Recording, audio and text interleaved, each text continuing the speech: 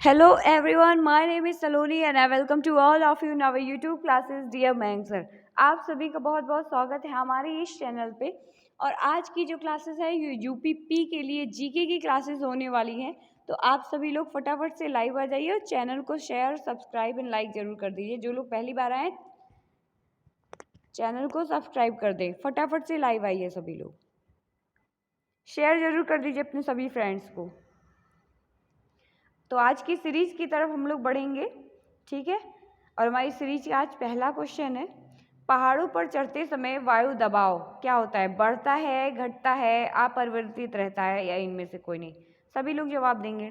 Copy pen जरूर लेके बैठा कीजिए सो दैट इंपॉर्टेंट पॉइंट को नोट डाउन करते रहें आप लोग।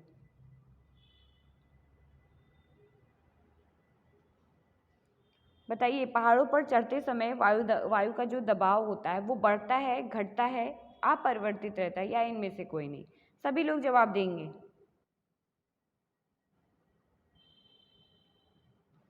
तो जिनका भी आंसर है ऑप्शन नंबर बी घटता है, दे आर राइट, ठीक है। पृथ्वी तल पर जो गुरुत्वाकर्षण का मान होता है वो अधिकतम होता है और पृथ्वी तल से जैसे जैसे हम ऊपर जाएंगे, ऊपर या नीचे जाने पर इसका मान कम होगा या बढ़ेगा, ठीक है।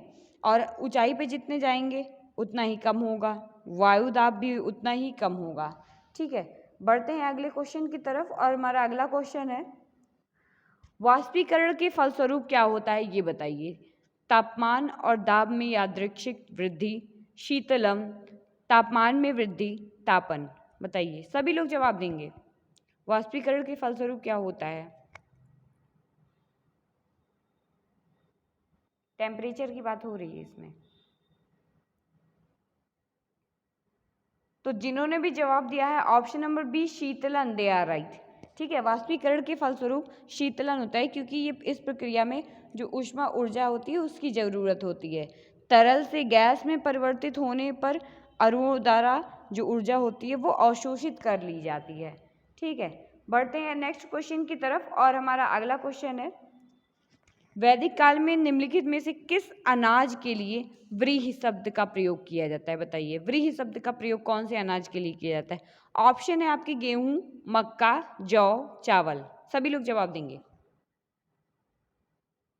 व्रीहि शब्द का यूज कहाँ होता है अनाज के लिए?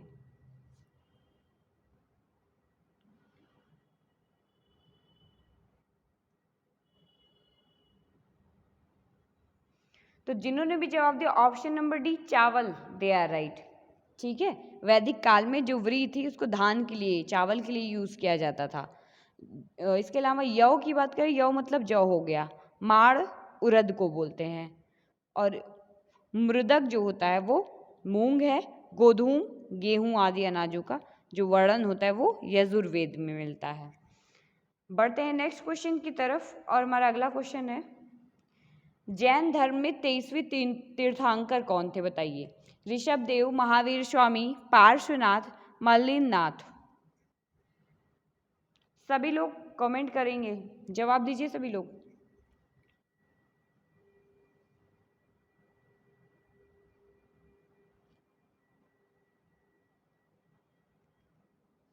तो जिन्होंने भी जवाब दिया option number C Parshvanath, they are right, ठीक है। जैन धर्म के 23वें तीर्थंकर जो थे वो पार्श्वनाथ थे, काशी नरेश अश्वसेन के पुत्र थे, ठीक है। इनकी माता का नाम क्या था? वामा था। इनकी माता का नाम वामा,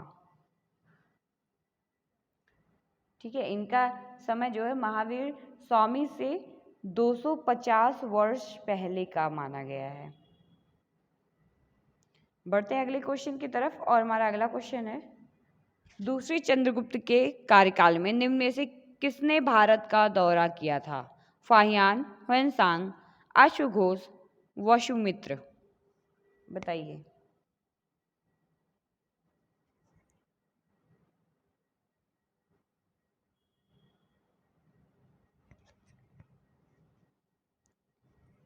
सभी लोग जवाब देंगे।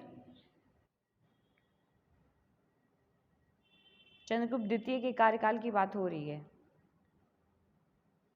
जिन्होंने जवाब दिया है option number A Fahien, they are right, ठीक है। फाहियान की बात करते हैं तो फाहियान एक चीनी यात्री था, ठीक है, जो बौद्ध धर्म का अनुयायी था। फाहियान की यात्रा का उद्देश्य बौद्ध हस्तलिपियों तथा बौद्ध स्मृतियों को खोजना था। फाहियान चंद्रगुप्त द्वितीय के कार्यकाल में भारत का दौरा किया था। ठीक है, बढ़ते हैं नेक्स्ट क्वेश्चन की तरफ और हमारा अगला क्वेश्चन है CaSO4 इंटू 2H2O किसका रासायनिक सूत्र है, बताइए। ऑप्शन है आपके एप्सन यानी नमक, जिप्सम, गंधक, कॉर्टेज। बताइए, एप्सम नमक, जिप्सम, गंधक, कॉर्टेज किसका सूत्र है? जवाब देंगे सभी लोग। चैनल को लाइक जरूर कर दीजिए।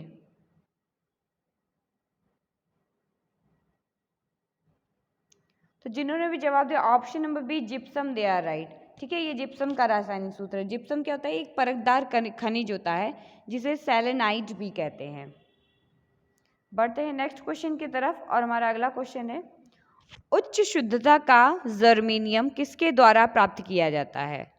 बताएंगे सभी लोग। ऑप्शन है आपकी वाष्प चरण परिशोधन, क्षेत्र परिशोधन, द्रवीकरण, इलेक्ट्रोलाइट परिशोधन। सभी लोग जवाब देंगे। जर्मेनियम उच्च शुद्धता का कहाँ से प्राप्त किया जाता है, किस तरीके से?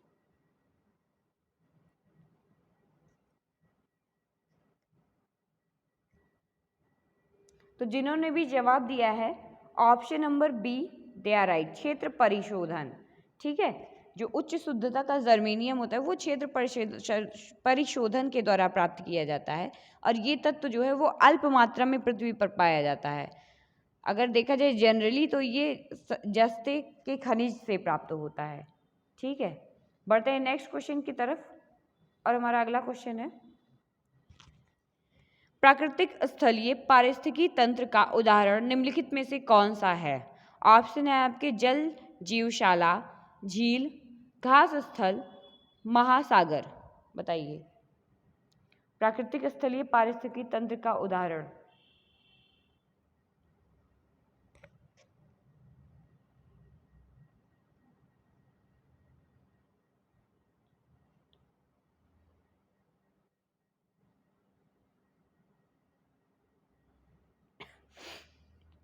तो जिन्होंने भी जवाब दिया है ऑप्शन नंबर सी घास स्थल, दे आर राइट।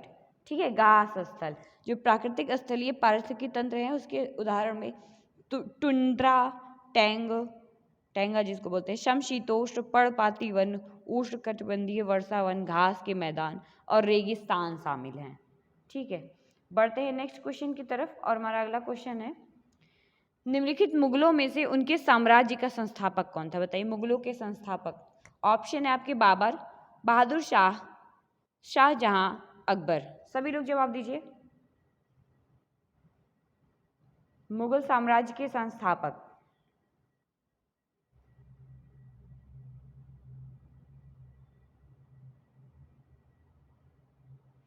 तो जिन्होंने भी जवाब दिया option number A, they are right. ठीक है, मुगल वंश के जो संस्थापक थे जहीरुद्दीन मोहम्मद बाबर थे। ठीक है, इनका जन्म कब हुआ था? 14 फरवरी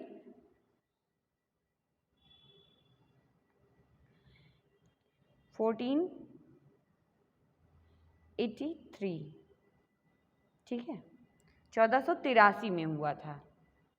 ठीक है, जो बाबर के नाम से प्रसिद्ध हुए थे वो क्या थे? मुगल शासक थे। बढ़ते हैं नेक्स्ट क्वेश्चन की तरफ और हमारा अगला क्वेश्चन है भारत में साइमन कमीशन किस वर्ष आया था? बताइए, साइमन कमीशन भारत में किस वर्ष आया था? ऑप्शन है आपके 1929, 1931, 1928, 1930। बताइए, भारत में साइमन कमीशन किस वर्ष आया था?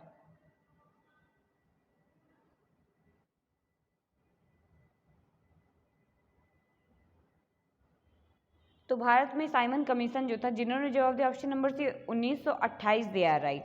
ठीक है, 1928 में साइमन अगर कमीशन की गठन की बात करते हैं तो 8 नवंबर 1927 को हुआ था। 8 नवंबर 1927। ठीक है, 1927 को 7 ब्रिटिश जो सांसद थे उनके समूह से किया गया था। इसका मुख्य उद्देश्य क्या था? मॉन्टेग्यू चेम्सफोर्ड सुधारकों की जांच करना था। ठीक है, और 3 फरवरी 1928 को ये भारत आया था। कब? 1928 3 फरवरी को भारत आया ये, ठीक है, 3 फरवरी 1928 को भारत आया था। और कमीशन के जो सदस्य थे वो अंग्रेज होने के कारण भारतीय आंदोलनकारियों के द्वारा इसका विरोध किया गया था। सभी लोग अंग्रेज थे ना, इसीलिए। बढ़ते हैं नेक्स्ट क्वेश्चन की तरफ, और हमारा अगला क्वेश्चन है 1857 के विद्रोह के समय मुगल शासक कौन था, बताइए। 1857 के विद्रोह के समय मुगल शासक कौन था? ऑप्शन है आपके जहांगीर, बहादुर शाह द्वितीय, औरंगजेब, नाना साहिब। सभी लोग जवाब देंगे।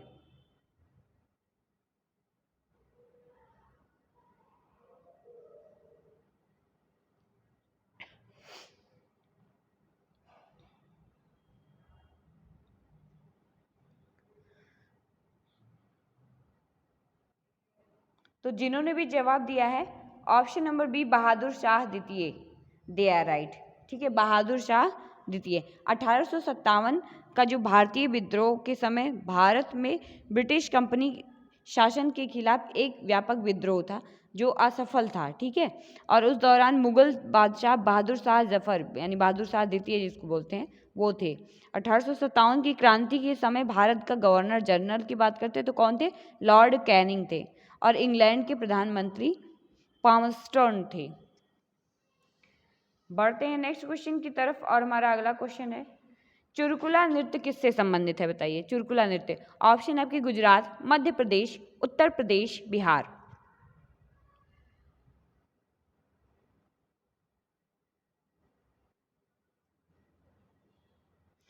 बात करते हैं चुरकुला नृत्य की, जिन्होंने भी जवाब दिया option number C UP, Uttar Pradesh, they are right, ठीक है। चुरकुला नृत्य जो है वो उत्तर प्रदेश से संबंधित है और ये ब्रज क्षेत्र वासियों के द्वारा किया जाता है, ठीक है। इसमें जो है इसे घड़ा नृत्य में बैलगाड़ी अथवा रथ के पहिए पर अनेक घड़े रखे जाते हैं, ठीक है, उस पर सिर रखकर नृत्य किया जाता है।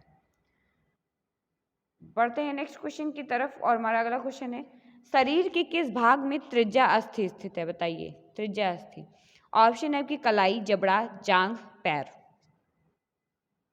कौन से भाग में त्रिज्या अस्थि स्थित है शरीर के, बताइए।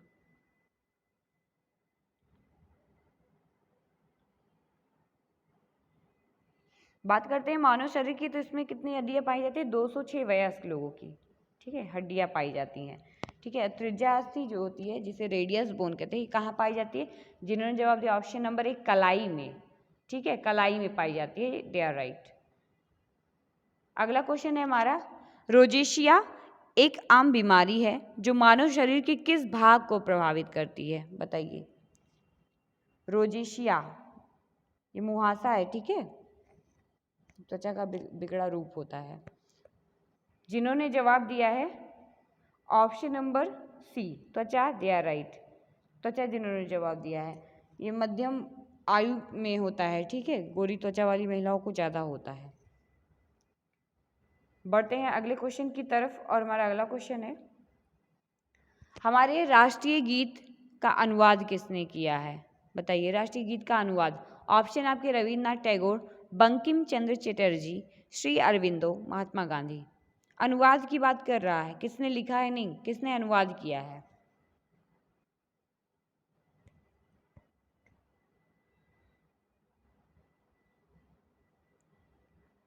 जिन्होंने जवाब दिया ऑप्शन नंबर 3 श्री अरविंदो, ठीक है, राइट आंसर क्या है? श्री अरविंदो है। हमारे राष्ट्रीय गीत जो वंदे मातरम है उसका अनुवाद जो है वो श्री अरविंदो ने किया था।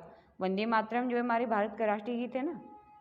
बढ़ते हैं नेक्स्ट क्वेश्चन की तरफ, और हमारा अगला क्वेश्चन है योजना आयोग के अंतिम उपाध्यक्ष कौन थे, बताइए। मोंटेक सिंह, आलूवालिया, केसी पंत, मोहन धारिया, जसवंत सिंह। सभी लोग जवाब देंगे। योजना आयोग के अंतिम उपाध्यक्ष,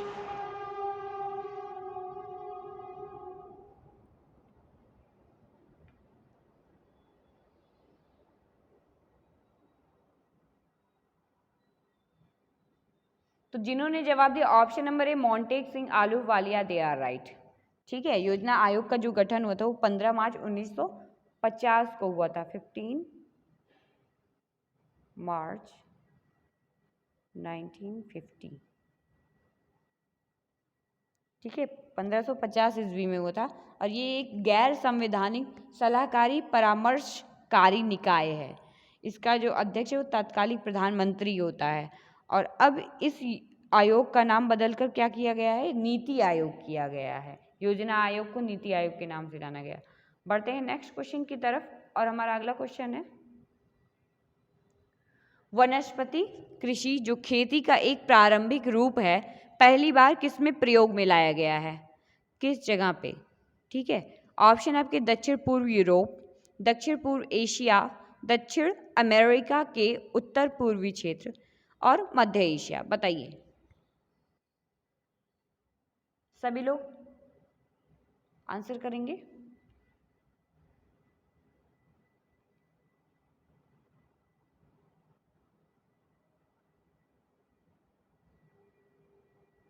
तो बात करते हैं वनस्पति की खेती की। ठीक है, प्रारंभिक रूप है पहली बार कहाँ प्रयोग किया, जिन्होंने जवाब दिया ऑप्शन नंबर बी दक्षिण पूर्व एशिया।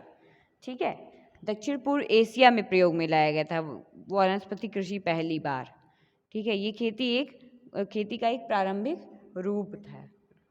बढ़ते हैं नेक्स्ट क्वेश्चन की तरफ और हमारा अगला क्वेश्चन है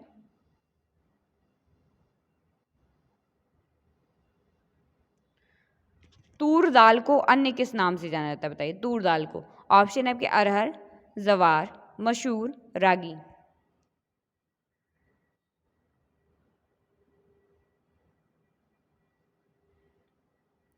तूर दाल को किस नाम से जाना जाता है, जिन्होंने जवाब दिया ऑप्शन नंबर ए अरहर, दे आर राइट।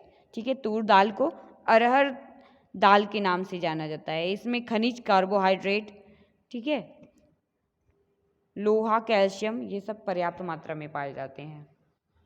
बढ़ते हैं अगले क्वेश्चन की तरफ and the next question is वाणिज्य के किस क्षेत्र से बुल तथा बियर जुड़े हुए हैं। बताइए विदेश व्यापार, आंतरिक व्यापार, शेयर मार्केट, बैंकिंग। सभी लोग जवाब देंगे बुल बियर किससे जुड़े हुए हैं।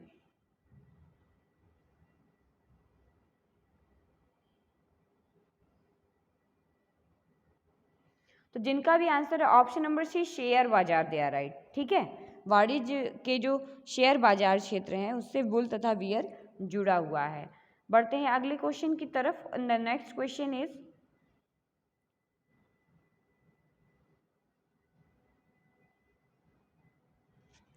हॉटेनटॉट्स जाति किस देश के नागरिकों को कहा गया है, किसके लिए कहा जाता है बताना है। अमेरिका, ऑस्ट्रेलिया, भारत, दक्षिण पश्चिम अफ्रीका। सभी लोग जवाब देंगे। हॉटेनटॉट्स किस देश के नागरिकों के लिए कहा गया है बताइए। तो हॉटेनटॉट्स जो है वो दक्षिण पश्चिम अफ्रीका के नागरिकों के लिए कहा गया, जिन्होंने भी जवाब दिया option number D, they are right. ठीक है, इन्हीं के लिए प्रयोग किया गया है। बढ़ते हैं नेक्स्ट क्वेश्चन की तरफ और हमारा अगला क्वेश्चन है निम्नलिखित में से कौन सा पड़ोसी देश एक भूमि बंद देश है। बताएंगे अभी लोग, सब लोग बताइए। म्यांमार, चीन, भूटान, पाकिस्तान। सभी लोग जवाब देंगे। कौन सा पड़ोसी देश एक भूमि बंद देश है। एवरीवन विल आंसर, जवाब दीजिए। जिन्होंने जवाब दिया option number C Bhutan, they are right. ठीक है, जो भारत के पड़ोस में दो भूमि बंद देश हैं, कौन कौन से हैं, नेपाल और भूटान हैं। ठीक है, दोनों भारत के उत्तर हिमालयी रेंज में स्थित हैं। कौन, भूटान के अलावा कौन है, नेपाल भी है। ठीक है, बढ़ते हैं नेक्स्ट क्वेश्चन की तरफ और हमारा अगला क्वेश्चन है गंगा नदी निम्न में से किस राज्य से होकर नहीं बहती है। बताइए कौन से राज्य से होकर नहीं बहती है, इस पे आपको फोकस करना है। ठीक है, बढ़ते हैं। हमारा ऑप्शन है बिहार, पश्चिम बंगाल, अरुणाचल प्रदेश, उत्तराखंड। बताइए कहाँ से गंगा नदी होके नहीं बहती है, कौन से राज्य से।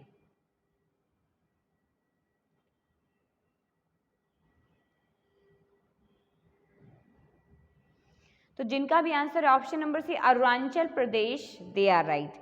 ठीक है, अरुणाचल प्रदेश जिन्होंने भी जवाब दिया। गंगा नदी उत्तराखंड के गढ़वाल हिमालय पर गंगोत्री से भागीरथी के नाम से निकलती है, और गंगा जो है वो उत्तर प्रदेश, बिहार, झारखंड तथा पश्चिम बंगाल के फरक्का से होकर बांग्लादेश चली जाती है। ठीक है, अरुणाचल प्रदेश से होकर ये नदी नहीं बहती है। बढ़ते हैं नेक्स्ट क्वेश्चन की तरफ, और हमारा अगला क्वेश्चन है 3 बीघा विवाद किस देश के साथ है? बताइए 3 बीघा विवाद किस देश के साथ है? ऑप्शन है आपके बांग्लादेश, नेपाल, भूटान, पाकिस्तान। 3 बीघा विवाद कौन से देश के साथ है बताइए, कमेंट कीजिए।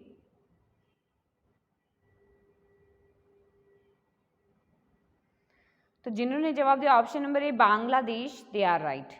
ठीक है, 3 बीघा जो गलियारा है भारत और बांग्लादेश की सीमा पर स्थित है।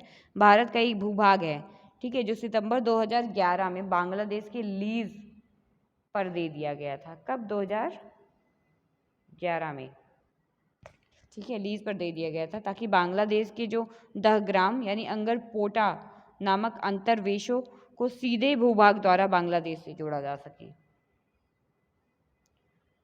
तो बढ़ते हैं अगले क्वेश्चन की तरफ, और हमारा अगला क्वेश्चन है आर्थिक सहयोग व विकास संगठन यानी OECD का मुख्यालय कहाँ स्थित है? New York, Washington DC, London, Paris. सभी लोग जवाब देंगे।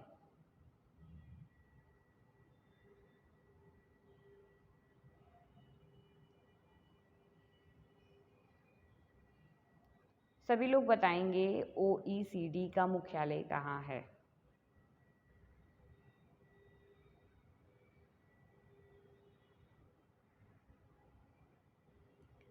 तो जिन्होंने भी जवाब दिया ऑप्शन नंबर डी, ठीक है, पेरिस, दे आर राइट। ठीक है, पेरिस जिन्होंने जवाब दिया है। आर्थिक सहयोग और विकास संगठन OECD का 38 इसमें सदस्य देश हैं। इसकी अंतर सहकारी संगठन है, आर्थिक संगठन है, और इसका मुख्यालय जो है फ्रांस के पेरिस शहर में है। बढ़ते हैं नेक्स्ट क्वेश्चन की तरफ, and the next question is राष्ट्रीय शिक्षा दिवस प्रत्येक वर्ष कौन से दिन पे मनाया जाता है? बताइए। ऑप्शन है आपके 27 अक्टूबर, 4 मार्च, 17 सितंबर, 11 नवंबर। सभी लोग जवाब देंगे।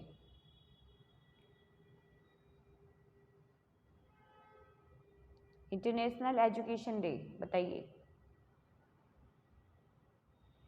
नेशनल एजुकेशन डे, सॉरी, राष्ट्रीय शिक्षा दिवस 11 नवंबर जिन्होंने जवाब दिया option number D, they are right. ठीक है, 11 नवंबर को मनाया जाता है, और ये 2008 से प्रत्येक वर्ष से मनाया जा रहा है। कब?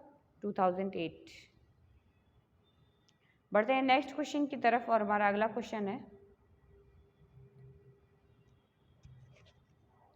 रॉबर्ट कैनिंगेल की पुस्तक the man who knew infinity किसकी जीवनी है? सभी लोग जवाब देंगे। The man who knew infinity. The option is Homi Bhabha, Vikram Sarabhai, Srinivasa Ramanujan, sir CV Raman. सभी लोग कमेंट कीजिए।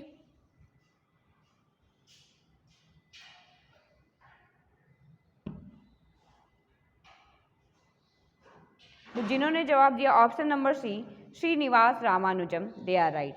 ठीक है, श्रीनिवास रामानुजम। रॉबर्ट कैनिंगेल की पुरस्कार the man who knew infinity भारतीय गणितज्ञ श्रीनिवास रामानुजन की जीवनी है। ठीक है, बढ़ते हैं नेक्स्ट क्वेश्चन की तरफ, और हमारा अगला क्वेश्चन है भारत का मूल रूप संविधान किसके द्वारा हाथ से लिखा गया है? बताइए। ऑप्शन आपके रफ़ी अहमद किदवई, कैलाश नाथ किदवई, प्रेम बिहारी नारायण रायजादा, कन्हैया लाल मणिकलाल मुंशी। बताइए।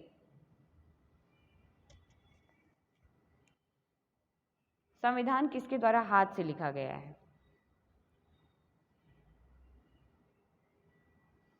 तो जिनका भी आंसर है option number C, Prem Bihari Narayan Raizada, they are right. ठीक है, प्रेम बिहारी नारायण रायजादा, इन्होंने संविधान को हस्तलिपि तैयार की थी, हाथ से लिखा था, तथा आचार्य नंदलाल बोस के मार्गदर्शन में शांति निकेतन के कलाकारों ने इसे अलंकृत किया था। ये जो दस्तावेज है अब भारत की संसद भवन के पुस्तकालय में संरक्षित है। ठीक है, बढ़ते हैं अगले क्वेश्चन की तरफ।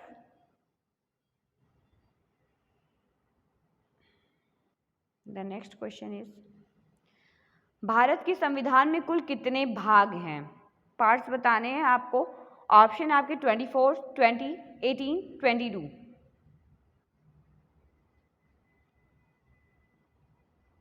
बताइए कॉन्स्टिट्यूशन के कुल कितने पार्ट हैं? जिन्होंने जवाब दिया option number D 22, they are right. ठीक है, जो भारत के संविधान है उसमें कुल 22 भाग हैं और 395 अनुच्छेद हैं। कितने? 395 अनुच्छेद, 395, और इसके अलावा 8 अनुसूचियां थी। ठीक है, वर्तमान में अनुसूचियों की संख्या बढ़कर कितनी हो गई है? तो 12 अनुसूची हो गई हैं। ठीक, बढ़ते हैं नेक्स्ट क्वेश्चन की तरफ। नेक्स्ट क्वेश्चन है हमारा, भारतीय संविधान का अनुच्छेद 48 भारत सरकार को अधिदेश देता है कि वह क्या करना है, ये बताना है आपको। ऑप्शन है आपके मादक द्रव्यों के सेवन पर रोक लगाए, पर्यावरण की रक्षा और विकास करे, पिछड़े वर्गों के शैक्षिक एवं आर्थिक हितों का संवर्धन करे, गाय एवं बछड़े के वध पर रोक लगाए। बताइए। एवरीवन विल आंसर, सभी लोग जवाब दीजिए।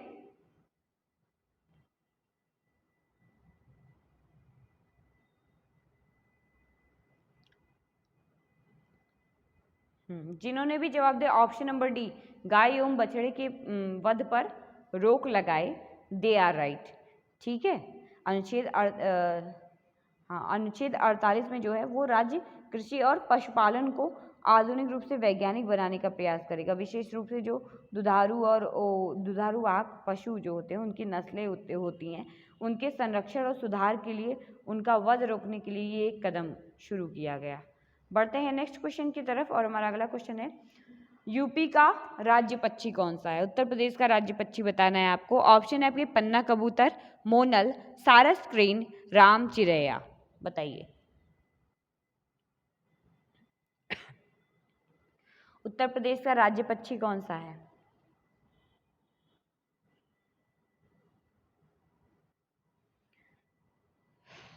तो यूपी के राज्य पक्षी की बात करते हैं तो सारस क्रेन, जिन्होंने जवाब दिया, दे आर राइट। ठीक है, सारस, इसको क्रैच बोलते हैं, क्रैच। इस पक्षी को गंगा के मैदानी भाग और भारत के उत्तर पूर्वी भागों में देखा जा सकता है। बढ़ते हैं नेक्स्ट क्वेश्चन की तरफ, और हमारा अगला क्वेश्चन है, उत्तर प्रदेश का निम्न में से कौन सा जिला बुंदेलखंड क्षेत्र का हिस्सा है? कौन सा जिला ऐसा है जो बुंदेलखंड क्षेत्र का हिस्सा है? ऑप्शन है आपकी चंदौली, औरैया, महोबा, एटा। सभी लोग आंसर कीजिए।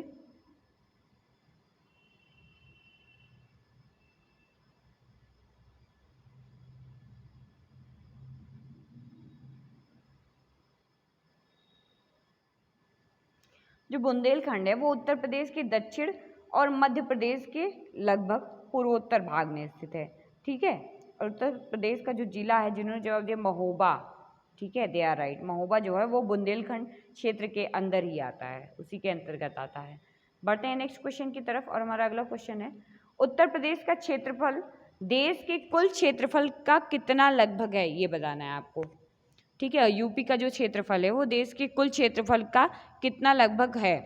13.5%, 9.4%, 8.4% या फिर 7.3%। Everyone will answer, try to give the answer. सभी लोग जवाब देने की कोशिश करेंगे।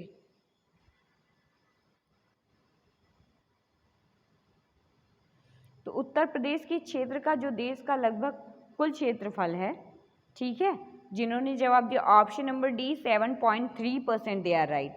ठीक है, उत्तर प्रदेश का जो कुल क्षेत्रफल है वो कितना है?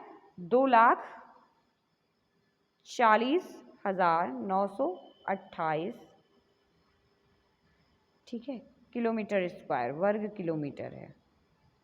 ठीक है, यूपी जो है, यूपी उत्तर प्रदेश का कुल क्षेत्रफल कितना है? 2,40,928 वर्ग किलोमीटर है, और इसका क्षेत्रफल जो है भारत के क्षेत्रफल का 7.33% है। ये क्षेत्रफल की दृष्टि से चौथा सबसे बड़ा राज्य है। ठीक, बढ़ते हैं नेक्स्ट क्वेश्चन की तरफ। नेक्स्ट क्वेश्चन है हमारा, उत्तर प्रदेश का सबसे बड़ा जिला कौन सा है बताइए। ऑप्शन आपके लखीमपुर खीरी, इलाहाबाद, लखनऊ, रायबरेली। बताएंगे सभी लोग। यूपी का सबसे बड़ा जिला कौन सा है?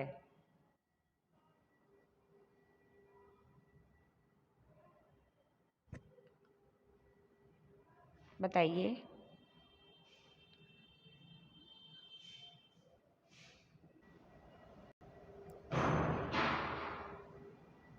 सभी लोग जवाब देंगे तो जिनका भी answer option number A Lakhimpur Kheri they are right. ठीक है, लखीमपुर खीरी उत्तर प्रदेश का जो सर्वाधिक क्षेत्रफल वाला जिला है वो क्या है? लखीमपुर खीरी। अगर बात करते हैं सबसे कम क्षेत्रफल वाले जिले की तो वो कौन सा है? हापुड़ा। सबसे कम क्षेत्रफल वाला जिला कौन सा है? हापुड़ है। सॉरी, हापुड़ है, हापुड़ा नहीं। ठीक, बढ़ते हैं नेक्स्ट क्वेश्चन की तरफ और हमारा अगला क्वेश्चन है उत्तर प्रदेश पुलिस भर्ती एवं प्रोन्नति बोर्ड द्वारा कांस्टेबल सिविल पुलिस की जो नियुक्ति होती है उसमें शारीरिक क्षमता परीक्षा में पुरुष अभ्यर्थियों को कितने स्पीड दौड़ने की ज़रूरत होती है? बताइए। ऑप्शन आपके 25 मिनटों में 4.8 किलोमीटर, 25 मिनटों में 3.8 किलोमीटर, 35 मिनटों में 4.8 किलोमीटर और 35 मिनटों में 3.8 किलोमीटर। सभी लोग जवाब देंगे।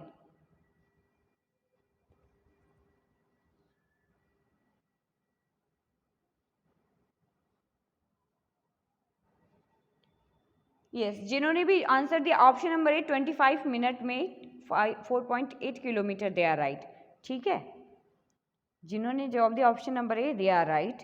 उत्तर प्रदेश पुलिस भर्ती एवं प्रोन्नति बोर्ड द्वारा पुलिस की नियुक्ति के लिए शारीरिक जो दक्षता परीक्षा होती है उसमें पुरुष अभ्यर्थियों के लिए 25 मिनट में 4.8 किलोमीटर दौड़ने की ज़रूरत होती है। बढ़ते हैं नेक्स्ट क्वेश्चन की तरफ and the next question is Chandel शासन के दौरान यूपी का निम्नलिखित में से कौन सा क्षेत्र जेजाग भुक्ति या फिर जय होटी के नाम से जाना जाता था? बताइए। जय होटी के नाम से। ऑप्शन है आपके अवध, बुंदेलखंड, काशी, दोआब।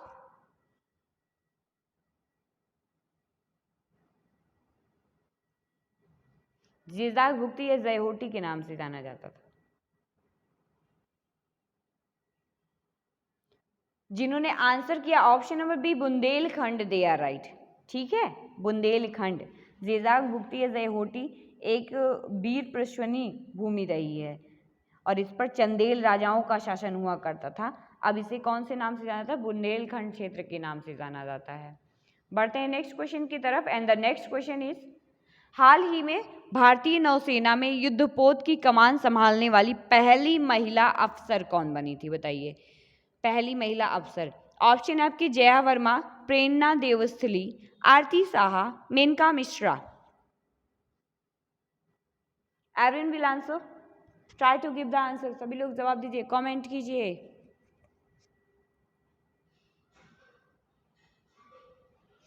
तो जिन्होंने भी जवाब दिया option number B Prerna Devasthali, they are right. ठीक है, प्रेरणा देवस्थली। दिसंबर 2023 में जो भारतीय नौसेना में युद्धपोत का कमान संभालने वाली पहली महिला थी, कौन था? प्रेरणा देवस्थली बनी है। बढ़ते हैं नेक्स्ट क्वेश्चन की तरफ और हमारा अगला क्वेश्चन है दिसंबर 2023 में भारतीय सड़क कांग्रेस का आयोजन कहाँ किया गया? बताइए। ऑप्शन आपके लखनऊ, भोपाल, गांधीनगर, जयपुर।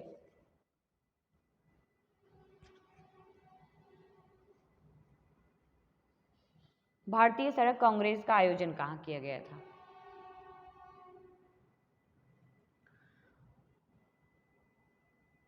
तो आंसर जिनका भी है option number C Gandhinagar, they are right. ठीक है, गांधीनगर। दिसंबर 2023 में गुजरात के गांधीनगर में जो 82वीं सड़क कांग्रेस का आयोजन किया गया था। इसका उद्देश्य क्या था कि सड़कों के विकास एवं नागरिकों की सड़क सुरक्षा के विषय में जागरूक कराना था।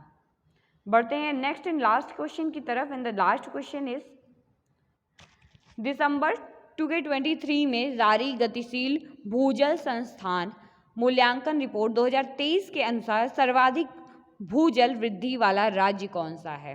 भूजल वृद्धि वाला राज्य बताइए। ऑप्शन आपके पंजाब, उत्तर प्रदेश, पश्चिम बंगाल, मध्य प्रदेश। सभी लोग जवाब देंगे।